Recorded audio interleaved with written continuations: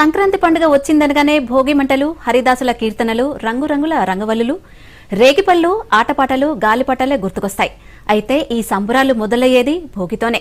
ఇప్పటికే తెలుగు లోకిలలో భోగి మంటలతో సంక్రాంతి సందడి మొదలైంది. ఇంతకీ ఈ భోగి విశిష్టత ఏంటో ఓసారి తెలుసుకుందాం.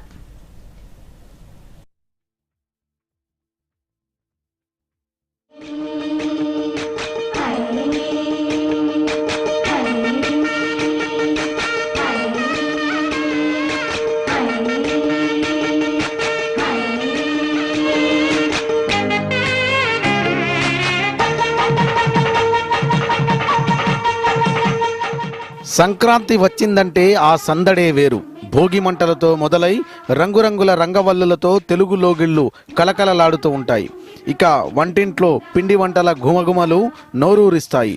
అటు ఆడపడుచుల ఆటపాటలతో పండుగ సందడి తారాస్థాయికి చేరుతుంది. పిల్లలు ఎగరేసే గాలిపటాలతో సంబరాలు అంబరాన్నంటుతాయి. కనుమ రోజుతో ముగిసే సంక్రాంతి సంబరాలు ఏడాదికి సరిపడా సంతోషాలను, ఆనందాన్నిస్తాయి. సంక్రాంతి సంబరాలు మొదలయ్యేది భోగితోనే. ధనుర్మాసంలో వచ్చే భోగికి భోగి పర్వం లేదా భోగభాగ్యాలను తీసుకొచ్చే పండుగ అని పేరుంది. హిందూ మత విశ్వాసాల ప్రకారం సూర్య భగవానుడు ధనుస్సు రాశి నుంచి మకర రాశిలోకి ప్రవేశించే సమయాన్ని మకర సంక్రాంతి అంటారు. ఈ పండుగకు సరిగ్గా ఒకరోజు ముందు ఈ భోగి పండుగను జరుపుకుంటారు. భోగి పండుగలో ప్రధాన ఘట్టం భోగి మంటలు వేయడం. అయితే ఈ భోగి మంటలు వేయడం వెనుక ఎన్నో శాస్త్రీయ కారణాలు కూడా ఉన్నాయి. సూర్యుడు దక్షిణయాన కాలంలో భూమికి దూరంగా ఉండడంతో ఉష్ణోగ్రతలు తగ్గి చలి తీవ్రత పెరుగుతుంది. ఈ చల్లని వాతావరణాన్ని తట్టుకునేందుకు, చలి నుంచి ఉపశమనం పొందేందుకు భోగి మంటలను వేస్తారు. అదే సమయంలో దక్షిణయానంలో పడిన కష్టాలను అధిగమించి ఉత్తరయాన కాలంలో సుఖ సంతోషాలను, భోగభాగ్యాలను ఇవ్వాలని కోరుతూ ఆ భోగి మంటల చుట్టూ ఆటపాటలతో ఆ దేవుణ్ణి వేడుకుంటారు.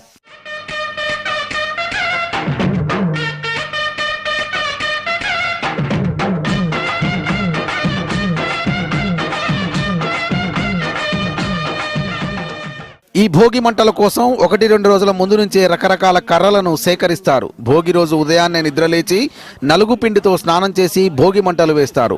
మామిడి, రావి, మేడి కర్రలను భోగి మంటల్లో వేస్తారు. కారణం, వాటిలోని ఔషధ గుణాలు వాతావరణంలో వచ్చే మార్పు నుంచి రక్షిస్తాయి. ఇక భోగి మంటల చుట్టూ తిరుగుతూ ఆడపడుచులు చేసే సందడి అంతా ఇంతా కాదు. ఇందులో పిల్లలు, పెద్దలు సైతం అడుగు కలుపుతూ ఆడిపాడుతారు. పాటల రూపంలోనే ఇంద్రుడిని, వరుణుడిని కొలుస్తారు. వర్షాలు సకాలంలో కురిసి పంటలు బాగా పండాలని కోరుకుంటారు. ఇక భోగి పండుగలో మరో ఘట్టం పిల్లలకు భోగి పళ్ళు పోయడం. భోగి మంటల సందడి పూర్తయ్యేసరికి తెల్లవారుతుంది. దీంతో 5 ఏళ్లలోపు చిన్నారులకు ముత్తైదువులందరూ రేగుపళ్ళు, చెరుకు ముక్కలు, బంతిపూల రెక్కలతో దిష్టి తీస్తారు. తలపై నుంచి కిందకు పడేలా పోస్తారు. పిల్లలకి రేగుపళ్ళను ఎందుకు పోస్తారంటే, సాక్షాత్తు నారాయణుడే ఆ చెట్టు కింద ఆశ్రమాన్ని ఏర్పాటు చేసుకొని రేగుపళ్ళను మాత్రమే తింటూ తపస్సు చేసుకున్నాడని చెబుతారు. అందుకే పిల్లలను నారాయణ స్వామి స్వరూపంగా భావించి భోగిపళ్ళను పోస్తారు. దీని వెనుక కూడా ఎన్నో శాస్త్రీయ కారణాలున్నాయి. తలపై నుంచి పోసిన పళ్లను పిల్లలు ఇష్టంగా తింటారు. దీంతో రేగుపళ్లలో పుష్కలంగా ఉండే పోషకాలు పిల్లలకు ఆరోగ్యాలను ఇస్తాయి. ఇక బంతిపూల రెక్కలు చర్మ సమస్యలను దూరం చేస్తాయి. అందుకే భోగి పండుగ రోజున ఈ వేడుకను తప్పకుండా నిర్వహిస్తారు. ఇక భోగి రోజున సాయంత్రం అంగరంగ వైభవంగా బొమ్మల కొలువు ఏర్పాటు చేస్తారు. తీరొక్క బొమ్మలను తెచ్చి చూడ చక్కగా పేరుస్తారు.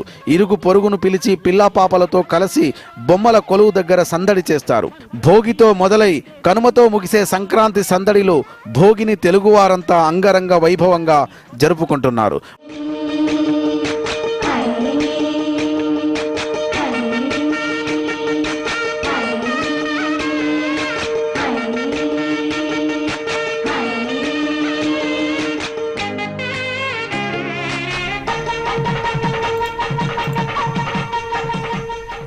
Bureau report, Doordarshan news.